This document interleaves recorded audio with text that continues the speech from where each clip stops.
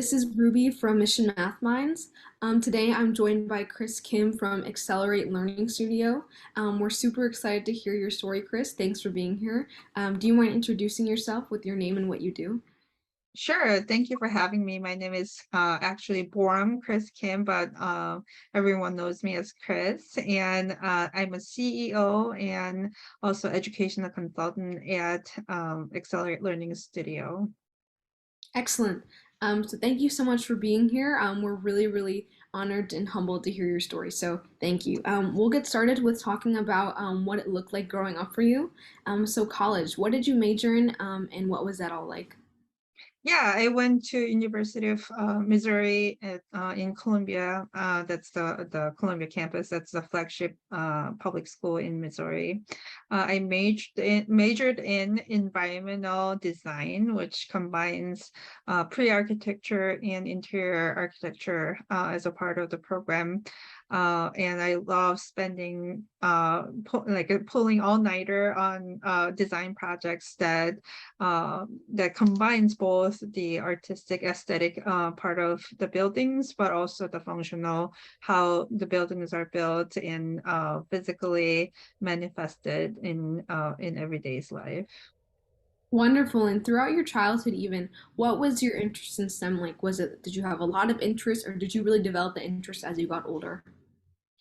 Yeah, so I think I always love finding out how things work. So yes, I was actually my father was an engineer as well, and he always walked me through when I have questions about, Papa, how does, toilet work?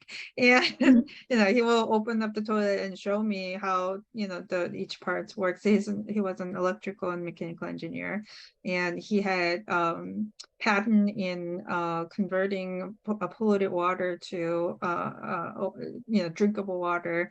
So his mind's always behind that scene, that how things will work and how can we make people's lives better. And I had my mother's side that, not only making things better, but it needs to look better too. And that's why I chose architecture. But I was early on exposed to, math and, science and all that. And actually, I grew up in Korea, and in Korea, students in high school, they are allowed to choose either a STEM field and STEM curriculum. And so we ended up, spending more time. So it's kind of like a BS and BA in college here in the US. So I ended up doing, all the way to calculus and, some more rigorous science courses. And I loved it. I loved every aspect of it, and I love the fact that they didn't impose the limits, like, oh, girls are supposed to do this, they're supposed to go to English and be prepared to be a better wife. And Yeah. I'm always like rebel like that, like, why can't I be a good wife and good engineer, so yes, I explore a lot of those options. So some of my other options that I was thinking was being an air traffic controller. I heard that was a demanding and really exciting job. I had to kind of give up being a pilot early on because of my physical limitations with my eyesight and all that. But yeah, I wanted to also go to maybe even, military was one of the options that I was thinking, which a lot of times have like a heavily engineering and STEM background as well. So yeah. That's wonderful. And I remember you talking about the STEM and non-STEM divider in high school. What was the environment like for girls? I guess what was the gender ratios for the non-STEM and STEM field? Well, so that's a tricky question because I went to all girls high school. Actually, for sure. Yeah. Yeah, but so I cannot give you kind of the gender differences, but I would say that it was more 75-25 percentage. So about 25% of girls will go to STEM focused program. And then yeah, so even back then, there was already that gap between I mean, 25% is not bad, right? But still yeah, and yeah, and this is I kind of thought about some jokes like when you stereotyping, one of the Asian stereotyping is like, oh, you're an Asian, you must be good at math, right? Or Yeah. STEM area. And the funny thing is, uh, I was in the STEM field high school and more exposed to it, but it wasn't because I enjoy also the humanities, and I love writing poetries and being a part of school chorus, the music and all that. So my art part, always try. So it's more like a STEAM than STEM, right?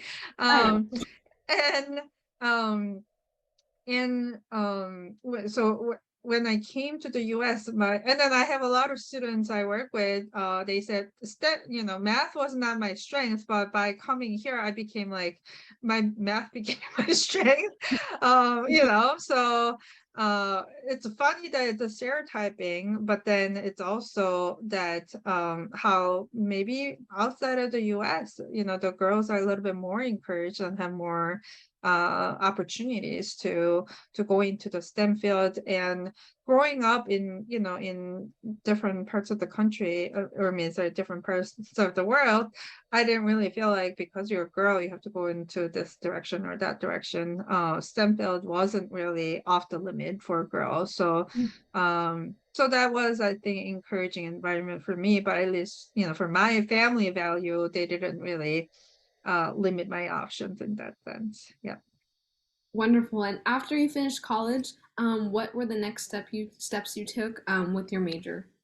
So I was working as an interior architect at some of this architecture firm in Chicago. So I worked in AM building where right now the Microsoft is located at, and several big name clients that I work with.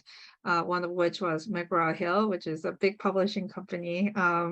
And I enjoyed working as an architect, interior architect, and creating spaces for people.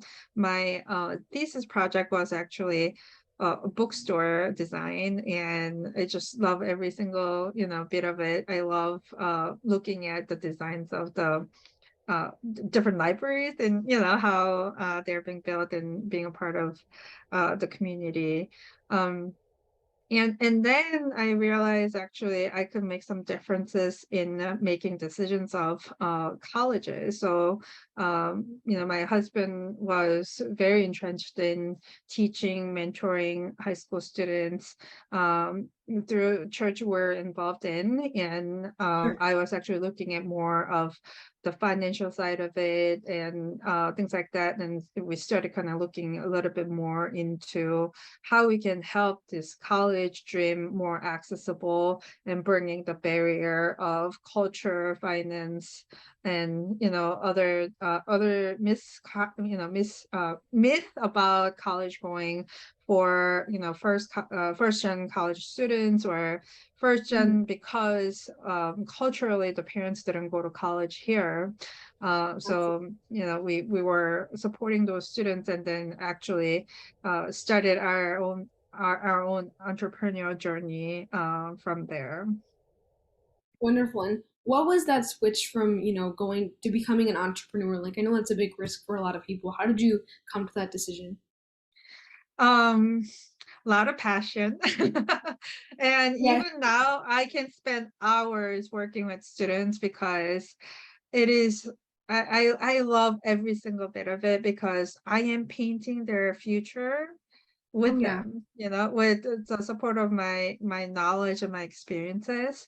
And making sense of, and then prioritizing. And so I try to instill all these soft skills that students need no matter what field they go into, but specifically for STEM field students, that they might be good at math and science, and Mhm. there's a lot of doors that can be open to them.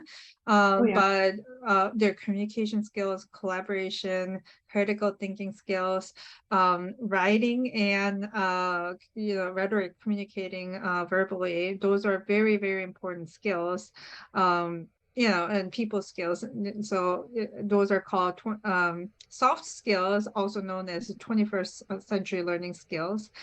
We try to incorporate that and then try to work with the students to really work on those fundamental skills rather than which college you get into, or what kind of jobs you're going to get, but build those transferable strong 21st century skills for long haul.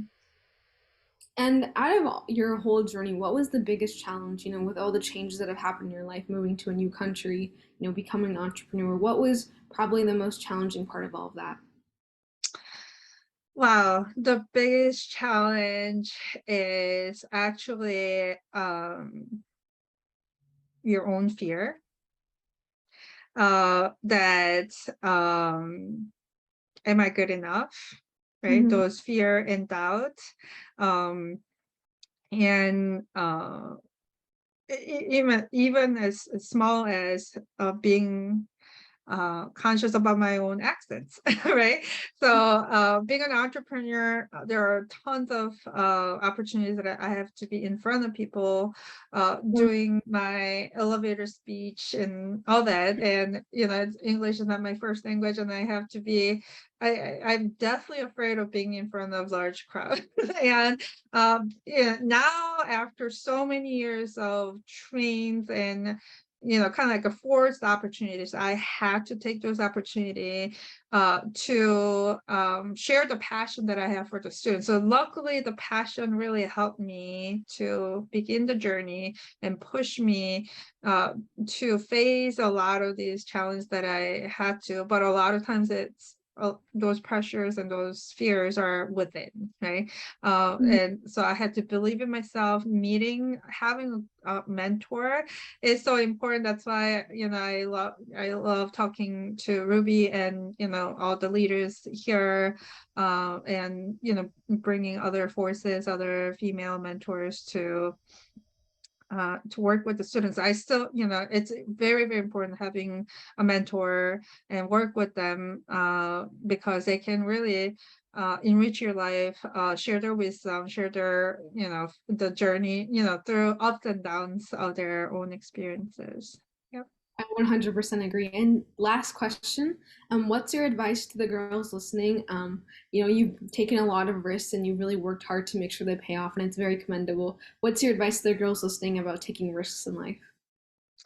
Yeah, taking risks in life. I think girls tend to take things very personal, right? So they will internalize how the outcome of this will impact me as a person. But you yourself can be a very strong person and have wonderful characters and values, um, that sometimes that is actually inherently not directly related to your ability, technical ability to do something, especially in STEM field. So a lot of times you learn from failure and from failure itself, right? Yeah. But you Mhm. you have to take the risk, and if you just miss that opportunity, learning from failure, you will never grow. So it is very difficult for, especially for girls, to take that and not take that personally and say, I'm a failure. No, you are not a failure. You might have failed this opportunity that you have just Mhm. given through school and whatnot, but Right. it doesn't deter your inherent value of who you are. Mhm. And so you need to keep on working on building who you are, developing your leadership, and leadership is an influence, so you need to just and the first person you need to influence is yourself, right? So you need to keep on investing in you, and then keep on building your capability in this different field, and learn from those opportunities or failures that you might have experienced in the future, but without taking that risk, the growth opportunity won't happen. So I Mhm. challenge you to try and then try to separate yourself and take that personally. Awesome. Thank you so, so much, Chris. Your stories were really, really inspiring. I know everyone listening is just so inspired by your passion, your conviction. So thank you so much for your sharing your journey. Thank you for your time.